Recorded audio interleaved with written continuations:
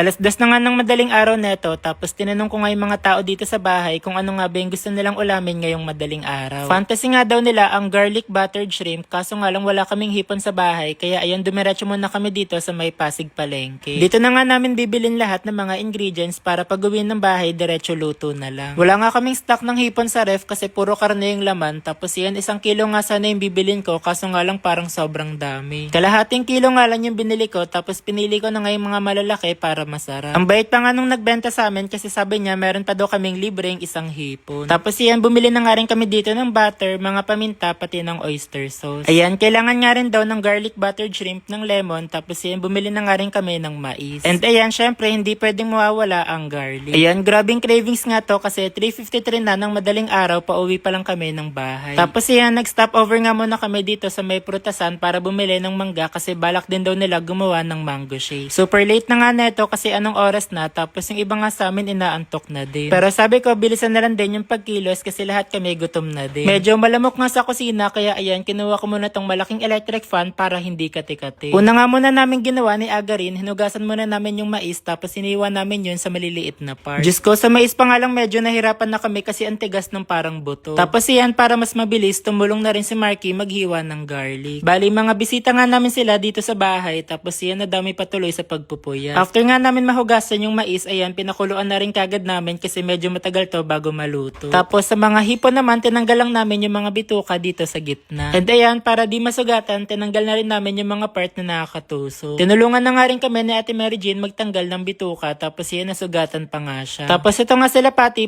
si Cassandra, sobrang busy na maghiwa ng mga mangga. Sabi ko nga sa kanila, magtulong-tulong na sila sa mango shake, tapos ako na yung mag-isa dito sa garlic buttered shrimp. After nga namin matanggal yung bituka sa hipon, binabad ko na rin kagad sa Sprite yung mga hipon. Mga 10 minutes ko nga lang daw yun ibababad, tapos yan, tinunaw ko na rin kagad yung butter dito sa may kawali. Parang akong timang neto kasi hindi ko napansin na sobrang hina pala ng apoy. Kaya ayan, kung mapapansin nyo, pagkalagay ko ng hipon, hindi man lang tumunog. Naka-high heat na nga rin yung apoy neto, kaya kung mapapansin nyo, naging orange na lahat ng hipon. Ayun, grabe, sobrang natatakam na nga ako neto, tapos yung buong bahay nga namin nangamoy butter na. Sobrang lakas pala ng amoy neto, tapos sobrang bango talaga ng butter. Tapos yan, naglagay na rin ako dito ng paminta, tapos hinalo-halo ko lang ulit. Tapos yan, naglagay na rin ako dito ng konting asin kasi yun yung sabi sa panlasang Pinoy. Nanonood nga lang ako neto sa may YouTube, pero sobrang dali lang pala lutuin netong garlic buttered shrimp. Tapos yan, nag-add na nga rin ako ng konting oyster sauce kasi ang sabi nila, pampadagdag daw yun ng lasa. Ayan, sakto nga kasi luto na rin tong mais, kaya nilipat ko na rin dito sa may kawali. Mas madami ngang mais, mas masarap kasi sobrang dami mo ring makakain. Tapos sa pinakahuli nga, piniga ko na lang dito yung lemon para pasabog. Hindi ko nga alam kung garlic buttered shrimp pa ba to or garlic buttered corn. Mas madami pa kasi yung mais kesa sa may hipon, pero okay lang yan para mas masarap. Sobrang bilis lang talaga maluto ng garlic buttered shrimp, tapos yan, naunahan ko pa nga sila dito sa paggawa ng mango shake. Hindi pa nga sila tapos kaya ayan, naisip ko na tulungan na rin. Hindi kasi kami mag-i-start kumain ng garlic buttered shrimp kapag wala pa tong mango shake.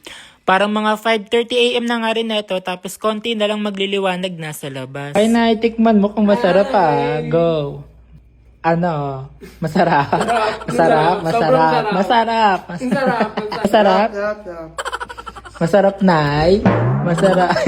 Tinanong ko nga sila, tapos yung honest reaction nga nila, masarap daw yung luto ko na garlic buttered shrimp. Buti na nga lang meron pang sinaing, tapos yan, sabay-sabay na nga kaming kumain dito sa may lamesa. Ang usapan nga namin kung sino yung pinakahuling matatapos kumain, siya yung maghuhugas ng plato. Pasabog nga si Cassandra kasi siya yung unang natapos kumain, pero syempre siya pa rin yung maghuhugas ng plato. Share ko na rin sa inyo guys itong legit at license na Cobra Plus at ilalagay ko na lang din yung link nito sa comment section.